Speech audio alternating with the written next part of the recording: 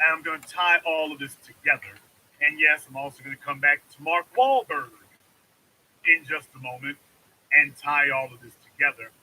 But before I do that, we have to first face some brutal truths and some brutal reality here. That's what we're going to have to deal with first. There's some brutal truths that we're going to have to confront. The first thing I want to remind us here is I want to remind you I put up this post today. I put up this post on my Facebook group today asking a very simple question. Does anyone know someone who works where Lysol or Clorox make their sanitary wipes? Simple question. Simple question. This is what I posted today on Facebook with the simple admonition: only reply if you do, not if you don't. Disinfectant wipes are what I'm talking about. Very simple. That was several hours ago. The New Black Media asked about this several hours ago. And that's what you're dealing with there. Now, I want you to think about this for just a few moments. I want you to think about this for just a few moments.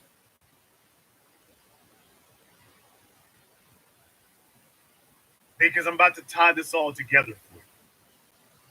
But in particular, this is a shame. You know why this is a shame? You know what? Why don't we just go ahead and get to it? I'm going to show you right now why this is a damn shame to see something like this. I'm going to show you, and then we're going to explain how this ties all of this together for you so you can understand.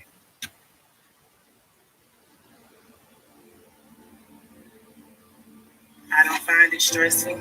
I love how there is a work-life balance. Just as much time as I spend at work, I spend at home with my family.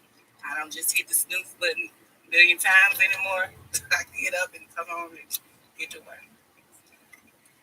I love it here. Clorox has been around for over 100 years. We've been in Atlanta over 70 years. Whether you're talking to your neighbors, you're talking to your family, you're talking to your friends, everybody knows and loves Clorox brands. And to meet the demand, as we're in the majority of households in the U.S., we've had to build this new facility. Our Clorox home care business has been growing very steadily over the last several years, and we saw an opportunity to invest in growth. We're adding over 100 jobs to this facility. We're more than thrilled to continue our great relationship with the Atlanta area. We always need consistency in job growth.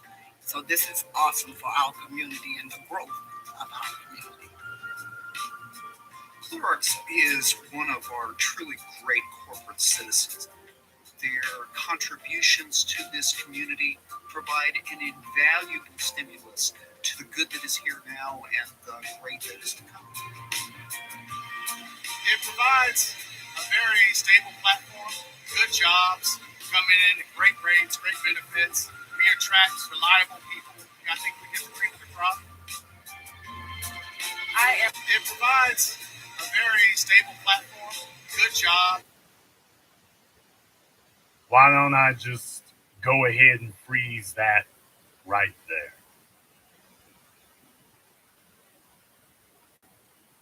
I want you to understand something here.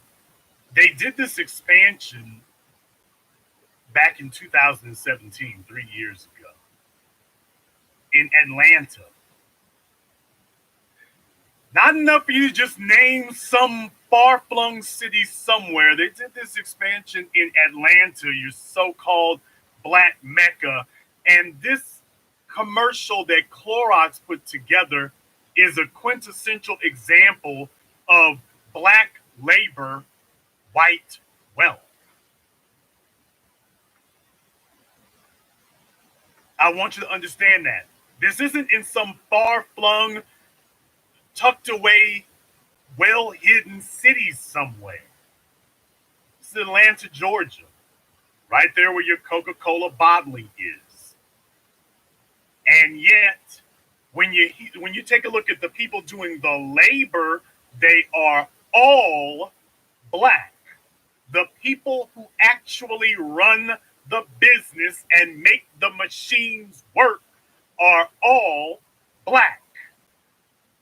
People, if you work at a job, you are running the business. You don't own the business, you are running it. If you're a desk clerk at a hotel, you're running their business. The business owner is not there. He's leaving the responsibilities of running the business up to you. The only element that is missing is that you didn't put in the money to purchase the structure and the supplies and the equipment so that you would own it. You are running it. You are working it. You don't own it. And this is no different. No different. Now, you're not going to hear Bowling Ball Martin talk about any of this because we're talking about nation building. These white folk trust you enough to run their business. These white people trust you enough to run their enterprise, to expand their enterprise. They trust you. They believe you can do it. And they are showing it every day. The only people who don't believe or actually have confidence that they can run it are the people who are running it. Boy, isn't that the sweet spot of exploitation? Isn't that the sweet spot of exploitation? When you've got somebody who says that they have the ability to challenge you for ownership, and yet they are convinced that the best they can do is to serve you. And if you attempted to force them to own it, just tell them the only thing that's going to change is now you'll own it. You'll keep doing everything you've been doing. It's just now you will own it. The average black person would run. Their eyes would buck so big out of their heads. Their feet would start running so fast they'd be moving on air. They would start running, terrified at the prospect of actually being the masters of your own destiny. So there was a reason why I did this. There was a reason why I put up this post. I put up this post because I wanted to confront people with a very basic question. You have a facility where the overwhelming majority of the employees are black folk who never get tired of telling you that because they are citizens of Atlanta, that somehow that's something really super fly and super great, simply to be residents of Atlanta and you own not a damn thing. You go to work there every day. Hundreds of millions and billions of dollars are moving, and you don't own a single one of them. And of the hundreds of employees you have there, not a one of them knows how to reverse engineer the very simple cleaning products business that they've been working for years. You've been sitting in Massa's house and you can't even be bothered to think. This isn't a matter of education. They already know everything is there. You can't be bothered to even think about being more than a slave on the plantation. You can't even be bothered to think about it. Not even bothered to think.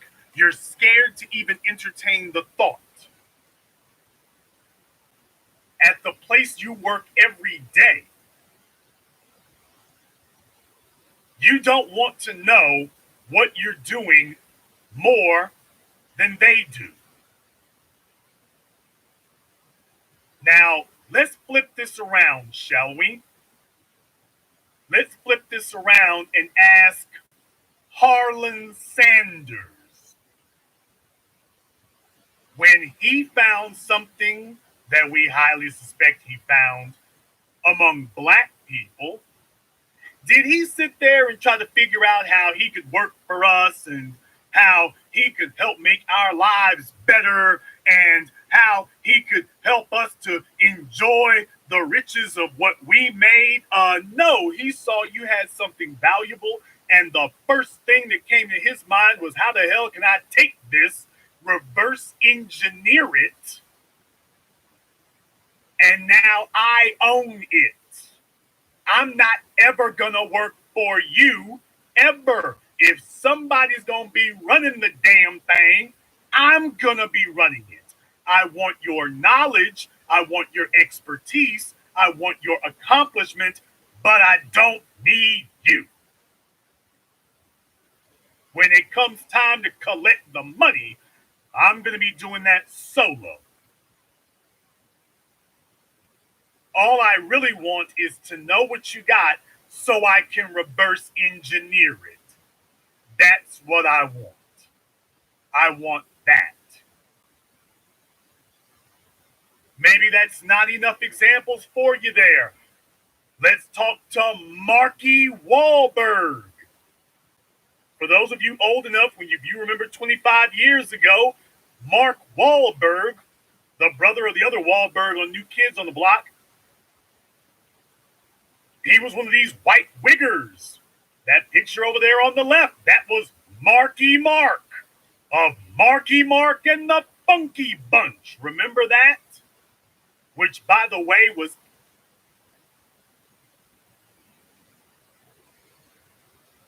Marky Mark, looking as square cornball as humanly damn me possible.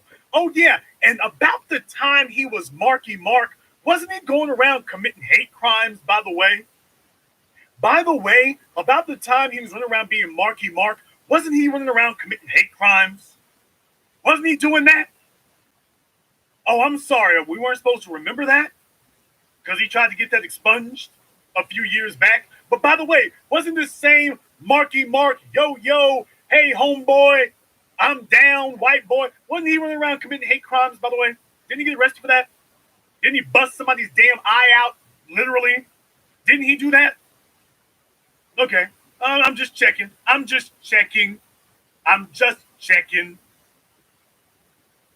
wanted to know. Just wanted to be sure we had the right one.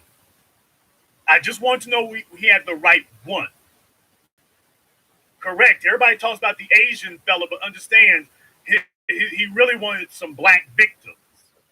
So don't be stupid. There's a bunch of y'all who are too young to know this, but those of us in our 40s, we met Mark Wahlberg as Marky Mark. Y'all are seeing him in Transformers and those Michael Bay movies and that stuff. Y'all are seeing him in Hollywood. Way before he ever got to Hollywood, he was yo. And let me turn my cap backwards and all my homeboys and all that old mess. You wouldn't know it was the same person today. So for those of you too young to remember, you wouldn't know this was the same guy. You wouldn't know it. So for those of you too young, you're watching Transformers. But by the way, we know where he really comes from. Could infiltrate, reverse engineer it, and spin it to make it something that empowered him. But he wasn't ever trying to figure out how to join your group. That was never his goal. He had absolutely no interest in becoming a part of what you're doing. He wants to know how to own it, run it, and control it for himself. He wants to utilize it as a tool of empowerment for him, not for you. Never even considered it. So they spent time around black folk, Harlan Sanders and Marky Mark Wahlberg. They spent time around black people because they saw something valuable that we had.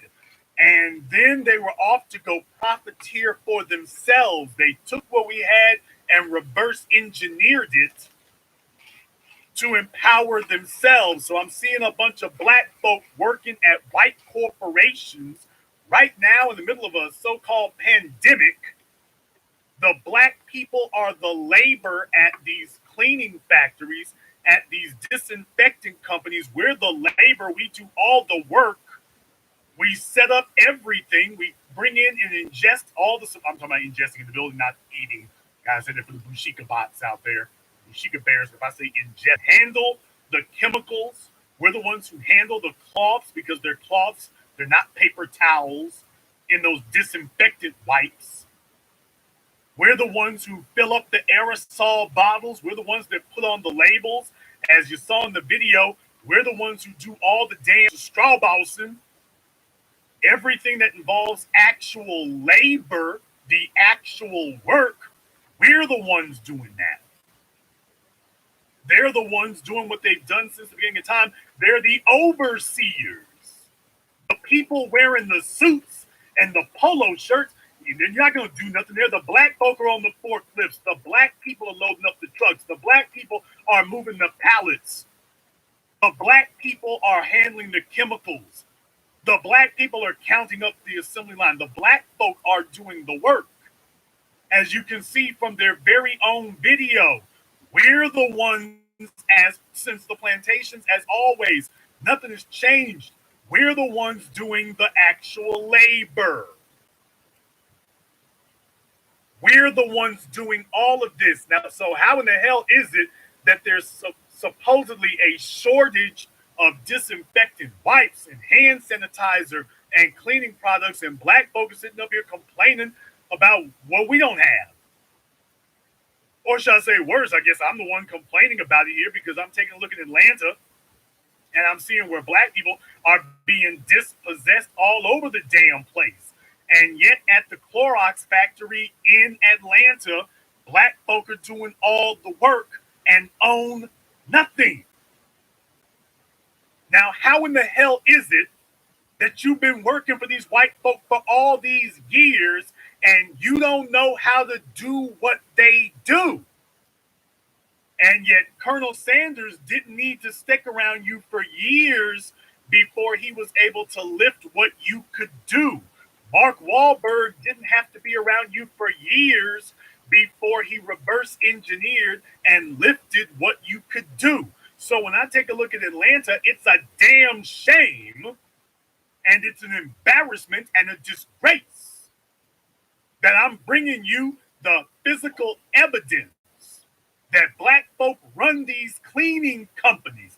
And Atlanta is only one of many. It's only one of many. It's just one of many.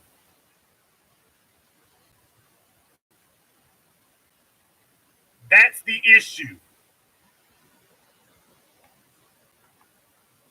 No, it's got nothing to do with unions. That's what I'm talking about. We immediately jump to the wrong damn answer. This is not a union issue. This is an enterprise issue. Do you see yourself as a servant or do you see yourself as a master? That's all. Do you see yourself as the person running it or do you see yourself as the person serving those who run it? That's it.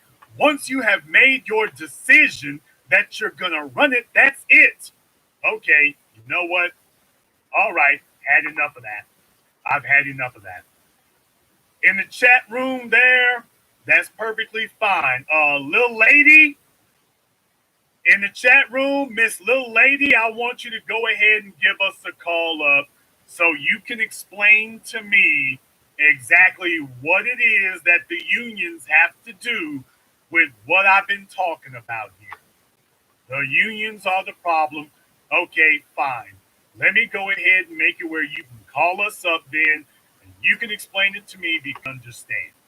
So let's go ahead and get her to call up here since that's the situation. Let's go ahead and get that.